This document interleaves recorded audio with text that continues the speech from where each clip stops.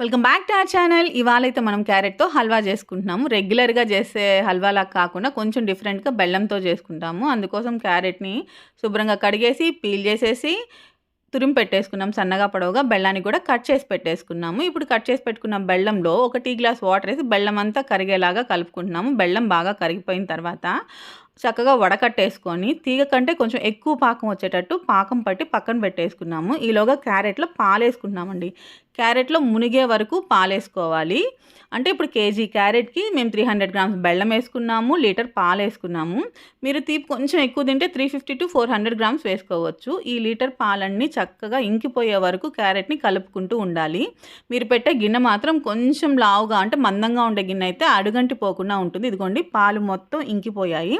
ఇప్పుడు పాలు ఇంకిపోయిన తర్వాత మనం పాకం పట్టి పెట్టుకున్నాం కదా, ఆ పాకాన్ని కూడా వేసేసుకున్నాము. మేము 300 గ్రామ్స్ బెల్లంతో చేసిన బెల్లం పాకాన్ని వేసాము.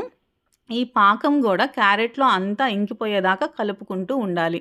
అంతే అండి. కాకపోతే మధ్య మధ్యలో మీరు ఖచ్చితంగా కలుపుకోవాలి. లేదంటే అడుగంటుతుంది. ఈ బెల్లం పాకం కూడా మొత్తం ఇంకిపోయిన తర్వాత 4 స్పూన్ల నెయ్యేసుకొని అంతా కలిసేలాగా కలిపేసుకోవాలి. మీరు కావాలి అనుకుంటే యాలకుల పొడి కూడా వేసుకోవచ్చు. ఇప్పుడు ఒక గిన్నెలో తీసుకొని డ్రై ఫ్రూట్స్‌తో రెడీ చేసుకుంటే నోరూరిపోయే కమ్మటి క్యారెట్ హల్వా రెడీ.